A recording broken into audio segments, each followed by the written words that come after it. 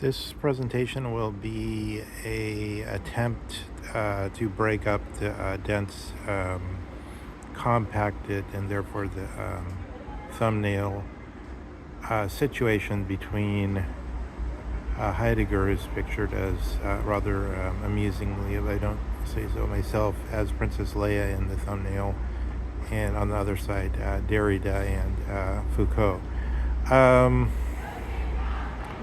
So we have to essay or sortie to alleviate the situation of this sort of infinite combination forming out of these thinkers. First thing I'm going to say is we have here three versions of the, to use, I hate him, the guy, how's he called? A terrible pseudo-historian. He's a real historian.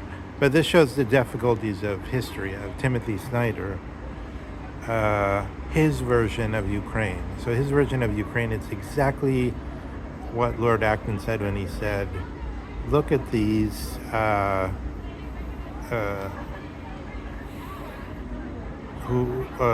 lackeys, as it were, who say we will write our history for the sake of the House of Hohenzollern and therefore no longer for the sake of the truth. Sometime around the, I think maybe closer to the fin de Sicile than to the Franco-Prussian War period. I'm not exactly sure on that.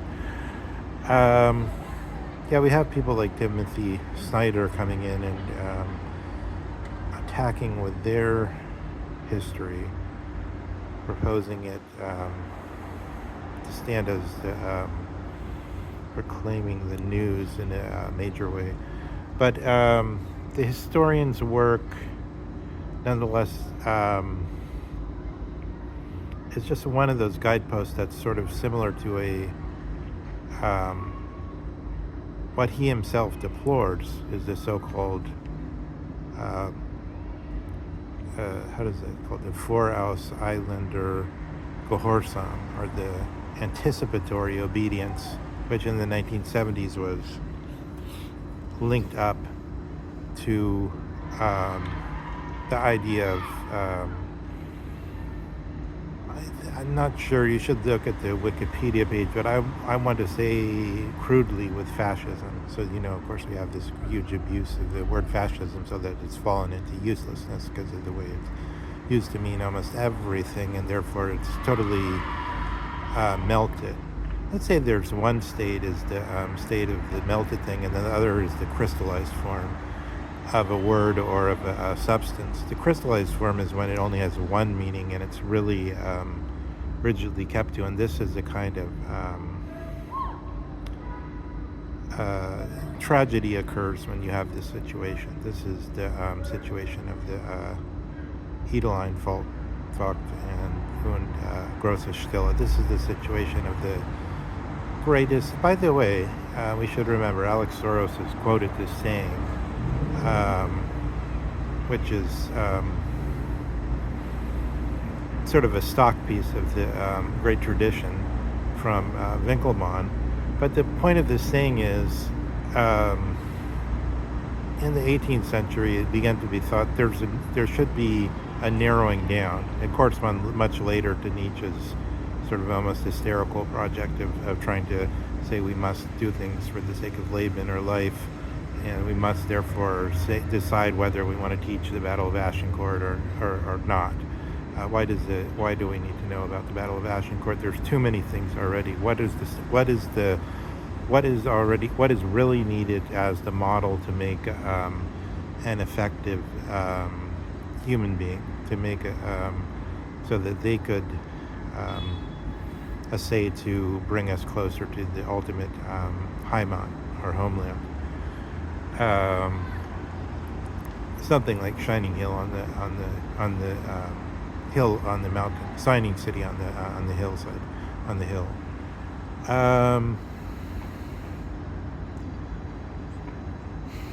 let's not pursue the whether or not by putting up Lady Astor's ballroom, Trump is forwarding this the forces of this sortie. Maybe he is. I kind of think he is in a way. Although it's hard for me to say that casually because he's so far as one can see, he's simply murdering people right and left in Venezuela, which I think it makes it hard to say yeah, basically Trump is all right when he's actually murdering people. But nonetheless, I'd hopefully, in a Hegelian way, I think something good will come. Something good is insights and will follow the records. I mean, Trump is the WWE or whatever with the costumes and the new Jeffrey Epstein ballroom and all this stuff. But on the other hand, the wreckers sometimes it's good that things get wrecked if what you're constructing is evil. So maybe isn't that all very difficult? But to forget about that, let's look at the matter at hand. So we have what is a very dense. So first of all, what I wanted to say is under this sort of idea of Heidegger himself, we have sort of three Heideggerians. Heidegger as writing the Ursprung, der Ursprung des Kunstwerks, and even though he wrote it before the war, an edition that was caught Foucault's attention came out in 1950 with the foreword by Gadamer, and then Foucault has written this stuff that Derrida, this stuff on the cognition and Descartes, and then and where he's talking about the work or the ergon, and so this is all linked up to the question whether there could be how is it being put in the text in that by Derrida is a normal work or a normative work or in other words a work that's worthy of the name reasoned or meaningful. Let's clarify quickly. When we say a work or ergon, this includes also statements, sentences. So just as in a courtroom, a statement or a sentence is binding, it holds us. It's not like in liberalism generally where the entertainment culture, generally where we could say whatever we want and then we could say we were just joking or it was just aspirational statement or we can't be held to anything we say. Or we could just go around lying outright like a sociopath.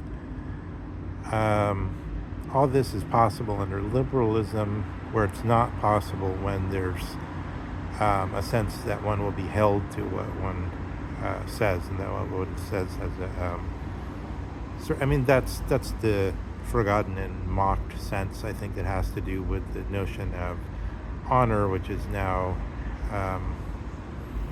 It's generally mocked as though it had something to do with Victorian mores or something, or as though it had to do with some kind of oppressive system of hierarchy and realpolitik or something.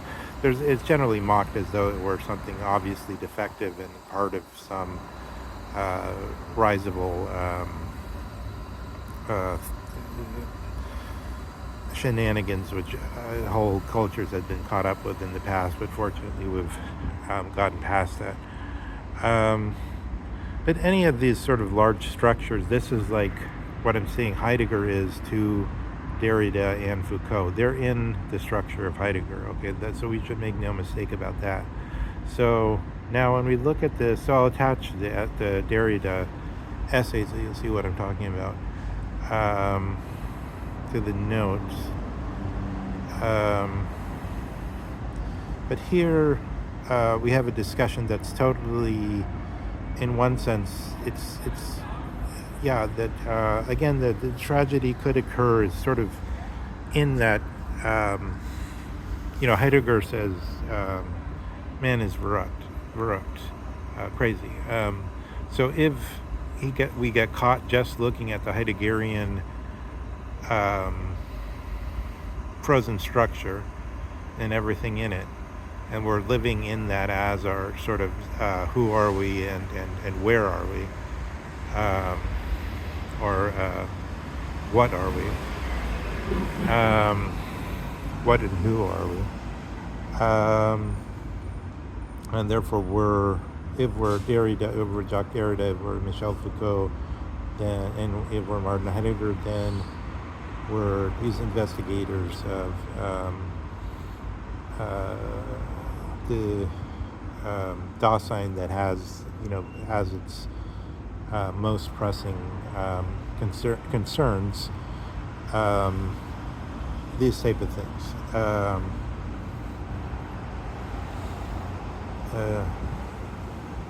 I think almost never, like in Heidegger, there's very seldom does he try to make a justification and say, oh, look how pressing this is in connection to the courts or something like that. I think that's more taken for granted because the Prussian universities understood the professors who were made full professors under the supervision of the Prussian authority, because the professors in the Prussian system were under the supervision of the government, took that attitude in a way, not for granted, but they all had that attitude, so that it was didn't need to be it didn't need to be argued. It didn't need to be, people didn't need to be sort of second guess oneself every moment and say, if you accept this premise, then we can try thinking about it this way or something. Let's just jump into some of the details to get a sense of what's going on in this Heideggerian questioning, which is a kind of verrückt or madness, and then remembering that. We're talking about madness in the essay, but one of the issues we have here is verrückt in Heidegger refers to our sort of something like in the Politeia in Plato, that the picture of the what was much later called the utopia shows up as the answer to what is our real cognition presenting us as a time at. What would be what's the structure that our cognition can keep us in, which will keep us on the right track and directed in the right way, which will lead us to life and light, is the Greek way of putting it is.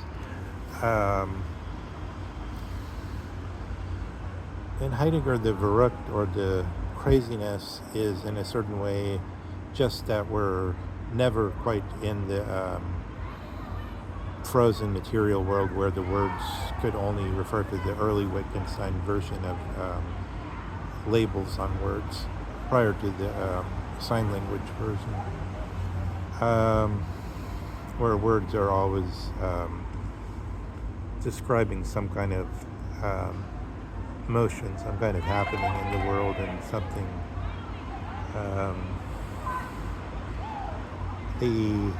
they're at something, they're not pointing to something.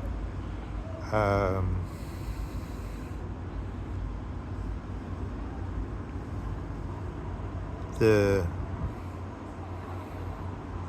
practice of things is in question in the sense that, one, Wittgenstein, two,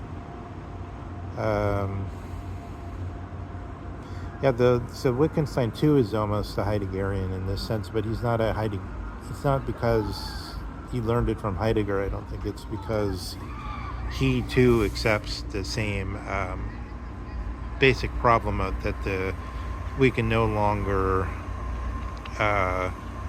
identify essences as stable essences in any way. So one of the questions, wait a second. One of the questions we're talking about is Descartes also, right? So we're saying this is the question where Derrida is accusing Descartes of saying there could be this moment that's not nous as the cogito, Nous says the cogito as holding, let's say, as the frozen form holding back from all melted time, from the ocean of Hegelian time that has no shore. He says, Derrida says, there's this moment of the first temporal moment for nous, is sort of like Foucault is trying to catch that with his sort of his version of finiteness. So this is already, this is already a huge criticism, and Foucault feels the need to answer this. But that's in another, that's in his answer to Derrida, but we're talking about the Derrida's piece on Foucault's, I think it was a book. One of it, I mean, he's wrote a whole bunch of books on madness. So we have this whole Verrückt sense of madness, modern German sense, and then Heidegger's particular technical usage of it. But then we have also madness, as Foucault's touching on it in connection with all these philosophic problems, and Derrida's answering that. But then I would say we should notice that mania in ancient Greek it's like a frenzy. It's a mania frenzy. It's not the same thing as all the diverse forms of mental illness or insanity we talk about today. I think probably the most intelligent thing, or maybe more interesting thing I've heard said about madness.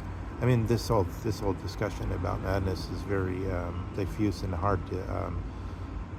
It gives a lot of historical details. Foucault gives a lot of historical details, but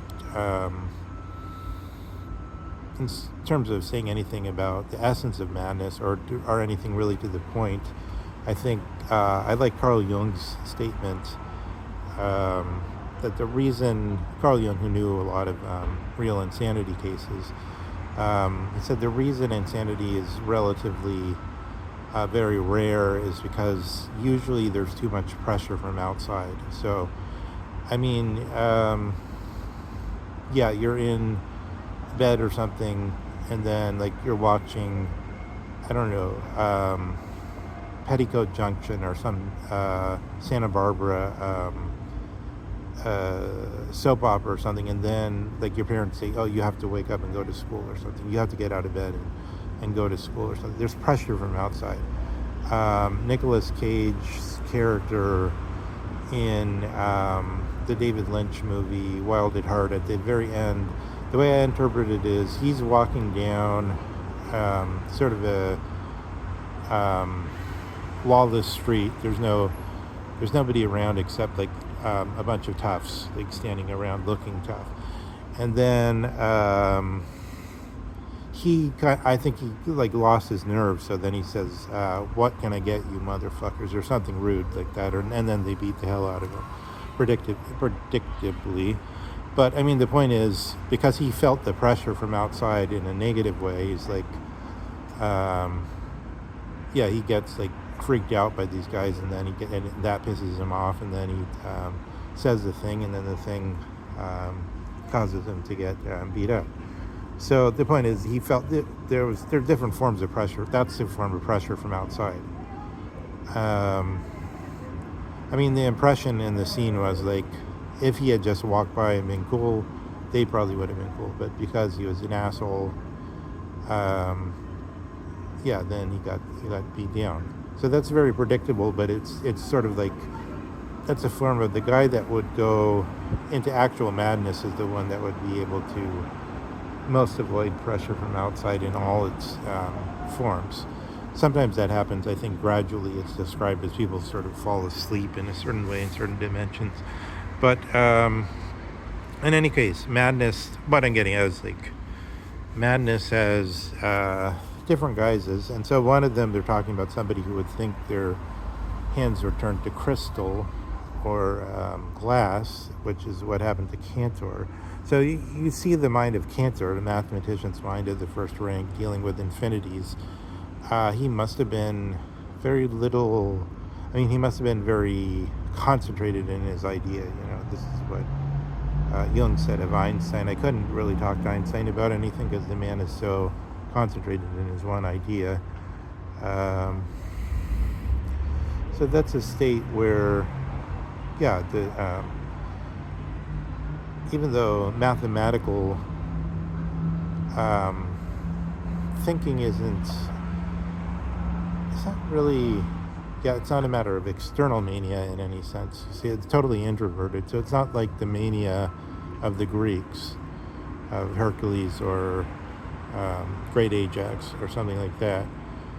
Violent mania, murderous mania. No, it has a very this type of Cantor infinity madness with it thinking his hands are glass is a very different sense. So Derrida. So I don't know. There's some other interesting things in the essay. On the exurg, we have this quote by, the little quote, the little first sayings right under the title. We have this quote by Kierkegaard about the decision, and also about saying Joyce is only a piece of tracing paper thin away from madness. The Kierkegaard is quite interesting. Decision, yeah, see, so decision is madness. So we should see that Heidegger doesn't stick with that, because for Heidegger, decision is Schuld, it's guilt, it's the Goethean version. It's whenever we genuinely make some Entscheidung, or some kind of judgment, Urteil, splitting things. The Spaltung creates the devil world, and then we have to we contract a debt or guilt over that. Heidegger presents it that way anyway in Sein und Zeit, but